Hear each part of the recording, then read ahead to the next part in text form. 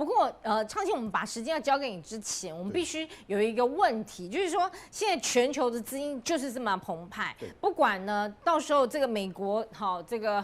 拜登他的纾困案过还是不过，或者美元到底要不要涨？对，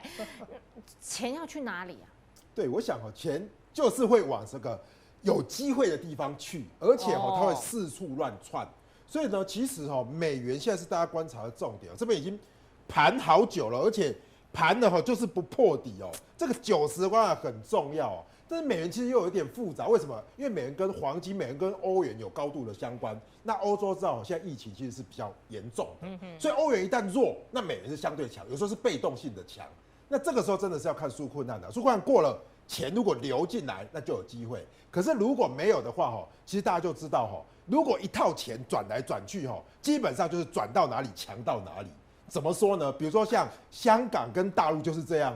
那北水南水就这样。其实香港跟大陆，其实一般以来大家都觉得说，哇，上海凶厉害嘛，户最大，那再来深再来港。从今年的1月开始，刚好怎么样，风水轮流转。我们说北上资金其实是我们说一个叫做港股通，那跟一个所谓的沪港通。那所谓的北上资金就怎么样？是香港的外资我不用换成人民币，我直接不是不用换了，我钱不用进中国，我在香港我就直接可以买你 A 股的股票。这是过去几年来大家认为说这类洗下，这类洗老大。但是从今年的1月开始，反过来是谁？是中国的合格的投资人这些机构往南去买港股，北水南下，北水南下，而且是从1月开始就南下那其实台湾我们其实对这个消息比较知道比较慢，但是呢，我们去这个统计过基本上今年度在大陆 A 股的市场有非常多的新募集的基金因为呢，其实他要什么开始做资产配置，所以他就把很多的资产配置到这些所谓的腾讯港股才有的，因为他在 A 股没有挂牌，所以他就要南进去买，他也不可能去 Nasdaq 买嘛，那他基本上就要什么，去往香港买，所以从1月份开始就是什么，就是南下资金，就是上海沪市的港股通去怎么样，去什么，去买香港的股票。那这个也非常有趣以前我们都知道香港就是恒生指数嘛，不然就是国际指数嘛。对不起现在已经落伍了为什么？因为大家知道从去年的香港政治开始动荡不安定开始呢，基本上香港的整个结构已经开始改变，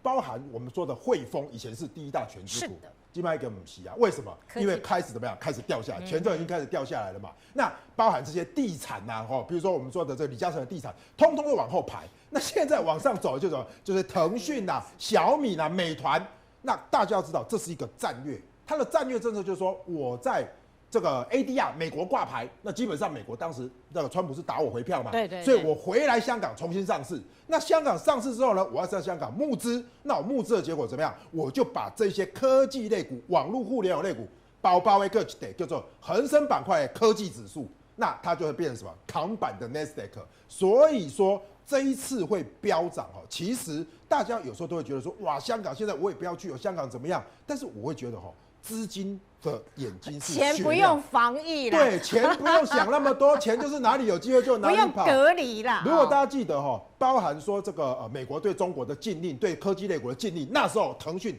通通都是这一波最低点，因为打下去通通都是港股这边在买，而且都是怎么样，都是北水南进在买。所以我们看到下一个我要跟大家讲一个重点，就是说基本上给大家看到这个南向的资金1个月买3000多亿的人民币，那同期间南向资金去买北水的只买300亿的这个陆股啦，所以大陆股市基本上没有涨。各位可以看到这边如果画一条线就是100亿从今年的1月开始一底背，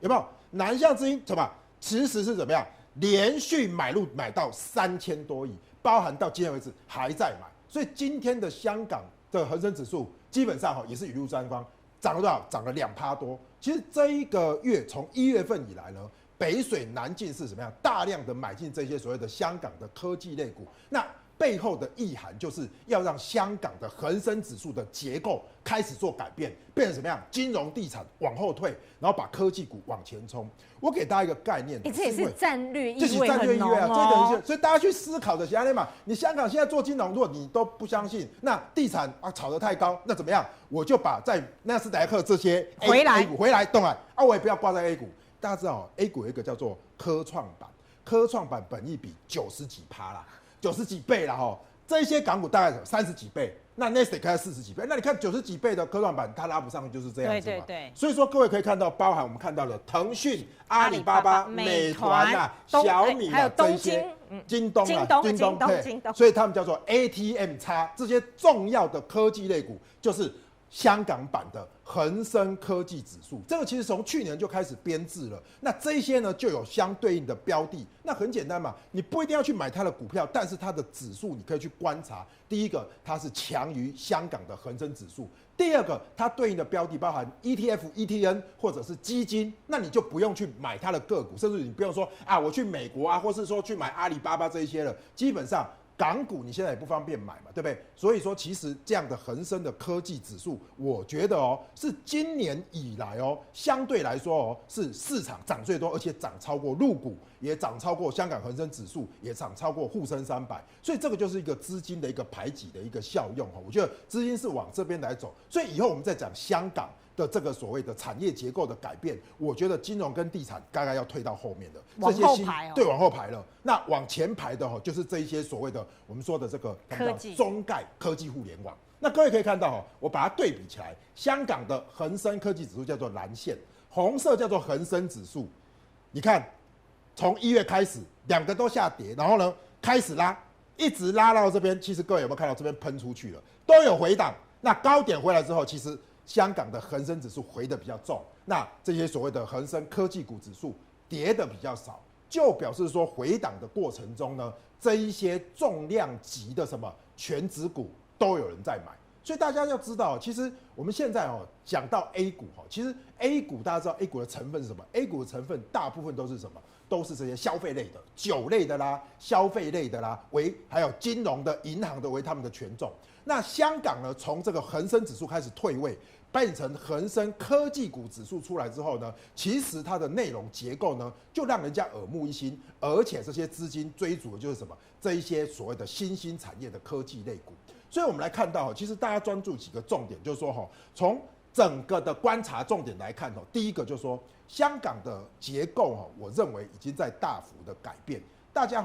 再观察一个重点，说这一波以来从去年的年中到去年的2021的年底很多人都说哇，那美元很弱，我们就开始买美元，因为美元便宜嘛，那反而放弃了人民币市场。可是反过来这一波很强势，人民币，人民币从去年的年中一直涨到去年的年底，一路的狂升，表示怎么样？新兴市场的资金是源源不断的流入。大家有没有看到？独家开戏，有没有？6月开始涨，那到这边其实还是一样虽然最近没有大幅的升值，可是大家可以看到钱是流进来的。可是同时段的期间 ，A 股并没有做所谓爆炸性，它只是涨，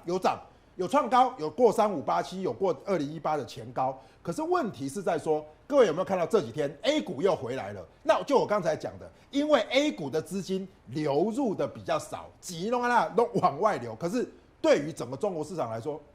拍谁我钱也不是往外流，我只是流到香港去。所以其实它现在透过所谓的港股通跟沪股通它的水位是可以互流的。所以现在在 A 股发行的基金，现在最火热熊夯就是香港联动的这些科技的基金。所以如果在大陆的投资人他没有办法去买什么港股或 A 股的时候，他直接在中国的上海，他就直接买挂牌基金，是香港的基金，买进去钱就往什么南向去买。所以这个大家要知道，所以现在的大陆股市稍微比较弱。所以我们如果以次序来排给大家一个概念，就是说上证的 A 股现在是相对弱，比较强的是沪深300，最强的是港股。那大家知道深港是一体的嘛，所以深圳跟香港是在旁边，所以深圳的这些科技类股也比较强。所以这就是讲看入资的资金往下南香港。那台湾的投资标的，你说哇讲那么多，那投资标的有没有？有，但是没有 ETF 那 ETF 我们今天就不做解释了ETF 它其实是这个所谓的投信，它是跟这个指数做连结，所以0021的这一档，其实在台湾的市场就可以做交易的。还有怎么样，恒生科技指数。台湾也有这个投信去发这样的一个基金，所以我想趁着最近有回档在反弹的同时，大家就可以观察这样的恒生科技指数的基金都是一个不错的一个标的。好，所以呢，台股有这2个管道可以拥抱香港的科技股。没错。这一期的非凡商业周刊也有刊登主要的内容，你也好好的来详细做个阅读。